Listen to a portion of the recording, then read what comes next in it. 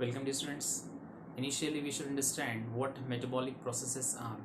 So all the chemical interactions occurring inside the cell, whether it is anabolic processes or catabolic processes. Anabolic means building up something and catabolic processes means breaking down something, okay? So whatever we produce or whatever we break down, that collectively constitutes metabolism or metabolic processes, and that is essential for survival of a cell or an entire organism, we can say. So here, as metabolism proceed, there are some products, especially we can say nitrogenous products, or collectively called metabolic waste products. So those metabolic waste products should be excreted outside the body for normal health of an organism, right? So here we have to introduce the concept of excretion, and it is of course accompanied by osmoregulation as well, right? So excretion means what? Elimination, removal, we can say, of metabolic waste outside the cell or outside the body is called excretion, right? And similarly, osmoregulation means that is the balance of water and salt inside the cell. So salt and water balance inside the cell is nothing but osmoregulation. So osmoregulation is accompanied with excretion so as to maintain the steady atmosphere of an organism called homeostasis, okay? So if homeostasis is maintained, then chances of survival are always bright, of course, right? So here we should understand one by one all these concepts. So initially, excretion means what? Excretion means removal of metabolic waste products, okay? Removal of metabolic waste products. So metabolic products are of various types, and waste are also of different types, like urea, okay, uric acids, we can say, carbon dioxide, and many other toxic materials produced inside the cell during metabolism, okay? So it should be removed outside the body, otherwise it may create toxic effects to the cell or even body, right? That's how we should remove those substances, by the process called excretion, okay? But what osmoregulation is, that is very important to study. Osmoregulation, and each and every organism should osmoregulate for the maintenance of steady atmospheric conditions of the body, okay? It is compulsory process of all, whether organism is aquatic or terrestrial or aerial, okay? It need to metabolize as well as excrete as well as osmoregulate its body constituents, okay? So water and salt balance is nothing but osmoregulation. That is, we should balance our osmotic pressure, okay? Water and salt balance of the body is considered as osmoregulation, right? So let's have a look at the osmoregulation process first, so that we can understand excretion easily. So as far as osmoregulation is concerned, it is so different in aquatic medium and even in salt water and it means a fresh water, okay? So let's have example of two different habitat right here. So let me tell you two different examples. So this one is suppose we can say sea water, and this one is river water, fresh water, okay? So we are considering here two different habitats, say fresh water and marine water, like this, okay? Suppose here there is presence of fish in sea water. There is a presence of, it is sea fish. It is simply a diagrammatic sketch to understand the concept of osmoregulation in those fishes, okay? Suppose this one is a fish having osmotic concentration 250 to 300, 250 to 300, okay, milliosmol per liter. So that is the osmotic concentration of that particular fish body cell, ठीक है? इसमें जो cytoplasm होता है, cytoplasm में जो आप कह सकते हो वाटर रहता है और सॉल्ट्स रहते हैं, ठीक है, सोल्यूट एंड सॉल्वेंट, तो उसका ये कॉन्सेंट्रेशन है, salt concentration 250 to 300 milli osmol per liter, okay? Similarly, the water surrounding the fish, okay, water surrounding the fish, इस पर्टिकुलर वाटर का भी ऑस्मोलैरिटी होगा, ठीक है ना? तो इसका जो ऑस्मोलैरिटी होता है, ऑस्मोलैरिटी, ठीक है, इसका ऑस्मोलैरिटी यहाँ पे हम दिखाते हैं, देखिए 1000 milliosmol per liter. That is great. 1000 milliosmol per liter. Okay तो आप देख सकते हो सी वाटर ये बहुत ही ज़्यादा कॉन्सेंट्रेटेड है, उसका कॉन्सेंट्रेशन है 1000 मिलीऑस्मॉल पर लीटर। और इस तरफ यहाँ पे रिवर है, रिवर का जो ऑस्मोटिक कॉन्सेंट्रेशन होता है कंपेरेटिवली बहुत ही कम, 50 मिलीऑस्मॉल पर litre. 50 that is 1000. okay, you cannot compare right here.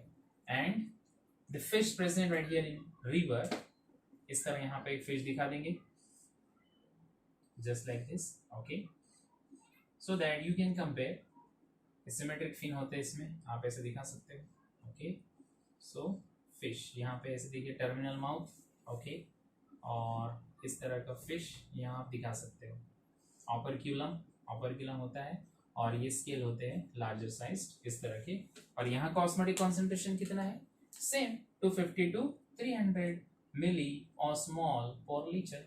ठीक है, now you should compare okay the osmotic ingredients. आप देखिए ये सराउंडिंग वाटर है रिवर का और ये फिश है रिवर में, और ये सराउंडिंग वाटर है जिसका कॉन्सेंट्रेशन आप देखिए 1000 मिली ऑस्मॉल पर लीटर, ग्रेट। और इस फिश का देखिए 300। Okay now you should think the movement of water always move. Okay water always move towards the area having strong concentration of salt. तो आप देख सकते हो यहाँ पे स्ट्रॉन्ग कॉन्सेंट्रेशन है, higher concentration. Okay this water is highly concentrated so that water will move towards salt to make it dilute. ठीक है ना, जहाँ पे सॉल्ट ज़्यादा रहता है उधर ही पानी का नीड होगा ना।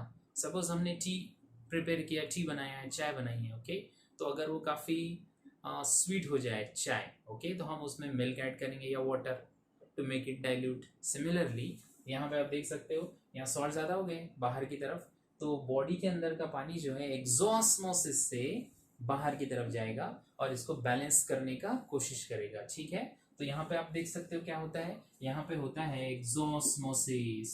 एक्सोस्मोसिस का मतलब है अंदर से बाहर की तरफ वाटर मूव होता है, जहाँ से वो वाटर रिलीज हो सकता है वहां से होगा, यहाँ से नहीं होगा। यहाँ तो स्केल्स होते हैं ना बॉडी पे, लेकिन गिल्स का सराउंडिंग रीजन वहां से होगा ऑफकोर्स, राइट। तो इस फिश को देखिए क्या प्रॉब्लम है, इस फिश के बॉडी का जो वाटर है वो हमेशा बाहर की तरफ रिलीज होता है, और इस तरह तो फिश जो है डिहाइड्रेट होकर श्रिंक हो जाएगी और उसकी डेथ हो जाएगी, right. So how that fish compensate that particular condition of high salt concentration in surrounding. Okay तो ये फिश देखिए क्या करती है, इसको कंपेंसेट करने के लिए ये fish compulsorily continuously water intake करती है। ओके और इनके पास होते हैं कुछ salt glands selectively excess salts को बाहर की तरफ फेंकते हैं। ओके क्योंकि इतना अगर सॉल्टी वाटर कंज्यूम करेगी तो उसको बॉडी में रिस्क प्रोड्यूस हो जाएगा एक्सेस सॉल्ट से, इसलिए सॉल्ट ग्लैंड्स इनमें होते हैं। सॉल्ट ग्लैंड्स की मदद से वो एक्सेस सॉल्ट बॉडी के बाहर फेंक देते हैं। ओके और वो पानी कंटिन्यूसली पीते रहते हैं और इनका जो यूरिनेशन रहेगा बहुत ही कॉन्सेंट्रेटेड यूरिन रहेगा, so much concentrated urine. Okay या फिर यूरिन नहीं रहेगा, नो यूरिन एट ऑल, वो यूरिन रिलीज नहीं करेंगे। क्यों नहीं करेंगे, क्योंकि उनके बॉडी से ऑलरेडी वाटर लॉस हो रहा है। ओके और अगर यूरिन रिलीज करना भी है तो फिर वो कॉन्सेंट्रेटेड रहेगा। कैसा रहेगा, कॉन्सेंट्रेटेड यूरिन रहेगा। Okay so you should compare with this condition now, that is absolutely different. Okay so if you think about this fish then there is reverse concentration gradients. यहाँ पे 300 ज्यादा है, यहाँ पे 50 कम है। ओके सो ऑब्वियसली पानी जो है ये बाहर की तरफ से फिश के बॉडी में एंटर करेगा बाय एंडोस्मोसिस। यहाँ पे क्या होगा, एंडोस्मोसिस होगा ना, ऑफ कोर्स यहाँ पे बाहर से पानी फिश के बॉडी के अंदर जाएगा, जिससे कि फिश पूरी तरह हाइड्रेट होती रहेगी कंटिन्यूअसली 24 आवर ऐसे होता रहेगा, और इसलिए फिश को एक्सेस यूरिनेशन करना होगा dilute. Okay dilute urine is released by that particular fish and such fish never drink water. वो पानी पीना उसके लिए जरूरी नहीं रहा है क्योंकि उसके बॉडी में ऑलरेडी बहुत सारा पानी है, समझ रहे हो आप। तो यहाँ पे इतना सारा पानी आता है कि इस फिश का प्रॉब्लम है कि इसको वाइप आउट कैसे करे। ठीक है, इसको ये पानी ड्रेन करना है, बाहर फेंकना है, जबकि इस फिश को पानी को कंजर्व करना है। ठीक है ना, तो आपने देखा कि जैसे कंडीशंस बदलते हैं वैसे ऑस्मोरेगुलेशन का एरिया क्राइटेरिया सब बदल जाता है, राइट। इस फिश को अगर आप इधर मूव कराओगे, जैसे कि आप देख सकते हो जो माइग्रेटरी फिशेस होते हैं एनाड्रोमस, तो वो यहाँ से इधर मूव करते हैं। ओके एग ले वगैरह करते हो, फिर उनका डेथ हो जाता है due to failure of osmoregulation mechanism. इससे आप समझ सकते हो कि ऑस्मोरेगुलेशन कितना टिपिकल होता है। ओके और अगर ये फिश ऐसा ना करे तो इस फिश का डेथ ऑब्वियस हो जाएगा, ऑफ कोर्स हो जाएगा death due to failure of osmoregulation. So are you getting what I mean to say? यहाँ पे आप देखो कुछ फिशेस जैसे कि शार्क वगैरह जो होते हैं स्कॉलियोडॉन, तो उन्होंने इसमें एक एक्स्ट्रा मॉडिफिकेशन लाया है। किस तरह का मॉडिफिकेशन लाया उन्होंने? वो अपने बॉडी में कुछ सॉल्ट रिटेन करते हैं, ओके, या फिर कुछ खास केमिकल जैसे कि आप कह सकते हो ट्राइमिथिल अमाइन ऑक्साइड या फिर salt of urea as well and many other extra concentrated materials, ठीक है, सॉल्ट हो गया, नाइट्रोजनस कंपाउंड हो गया, ओके। तो ये सारी चीजें वो बॉडी के अंदर रिटेन करते हैं, जिसको आपने कहना चाहिए osmolytes. So such chemicals which they retain in their body are called osmolytes, ठीक है, ऑस्मोलाइट्स। Example ट्राइमिथिलामाइन oxide.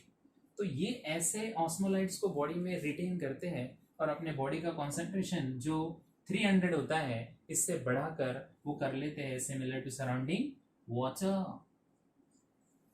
यानी उन्होंने अपने बॉडी का कॉन्सेंट्रेशन 300 से बढ़ाकर 1000 कर लिया है। So now both this conditions are in equilibrium, okay, and you can simply think right now what should happen here. Here there will be no movement of water at all, ठीक है ना, because both the conditions are in equilibrium. That's how water cannot move from fish to we can say outside or outside to the body of fish.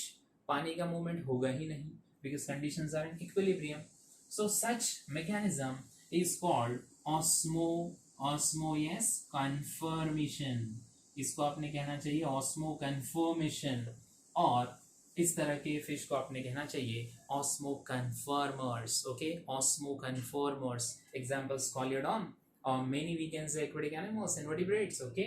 और ये जो river के animals होते हैं ये बहुत ही परफेक्ट ऑस्मो रेगुलेटर्स होते हैं, जबकि जो मरीन एनिमल्स में आप देखते हो ऑस्मो कन्फर्मेशन होता है, okay, osmo conformer, osmo regulator, okay, and those chemicals which retain in the body they are called osmolytes, है ना। इस तरह आप समझ लो कि कितना टिपिकल होता है ऑस्मो रेगुलेशन। इसलिए अगर हम सी वाटर कंज्यूम करेंगे तो वो हमारी बॉडी टॉलरेट नहीं कर पाएगी and that may lead to even kidney failure, okay, and that may lead to of course death. That's why I am telling you that regulation of salt and water is the ultimate requirement for survival in any habitat, especially aquatic habitat, ठीक है ना।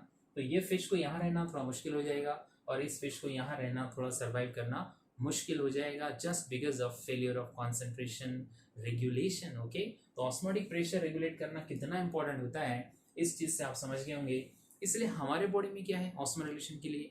हमारे पास kidneys है, of course kidneys में nephrons है, nephrons में loop of Henle जो होती है मिडल यू शेप ट्यूब, वो ऑस्मो रेगुलेशन में मेन रोल प्ले करती है। कुछ हार्मोन्स होते हैं anti diabetic hormones, okay, aldosterone, ये उसमें इंपॉर्टेंट रोल प्ले करते हैं।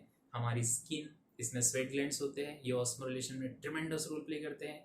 Example we can say during summer और extra hot conditions our body can sweat up to 14 litre. Can you believe it? Okay, you have to believe. इसका मतलब है कि हमारी स्किन का भी इसमें रोल है, एक्सक्रीशन एंड ऑस्मो रेगुलेशन। उसी तरह हमारे लंग्स का रोल है एक्सक्रीशन में। हमारे लंग्स क्या करते हैं? Carbon dioxide, volatile gases, okay, इन सबको बाहर करते हैं बॉडी से और हमारी हेल्प करते हैं of course. But we are thinking specially about osmoregulation, okay. Osmoregulation होना ही चाहिए और हर एनिमल का मेन टारगेट होता है, राइट? तब जाके आप कह सकते हो कि वो एनिमल सर्वाइव करेगा in surrounding habitat, okay, surrounding medium, specially water medium.